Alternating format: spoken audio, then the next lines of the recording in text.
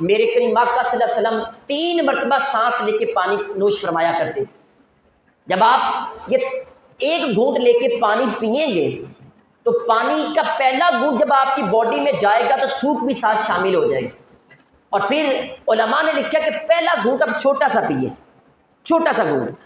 اچھا، چھوٹا سا گھونٹ جب پیتے ہیں پہلا، اس کا فائدہ کیا ہوتا ہے؟ پہلے گھونٹ سے آپ کو پتہ چل جاتا ہے پانی ٹھنڈا ہے کہ گرم ہے، یہ بھی آپ کو پتہ چل جائے گا۔ پھر آپ کو پتہ چلے گا کہ یہ اس کے اندر چینی زیادہ ہے یا کم ہے، مجھے شوگر کی اگر بیماری ہے تو مجھے پتہ چل جائے گا۔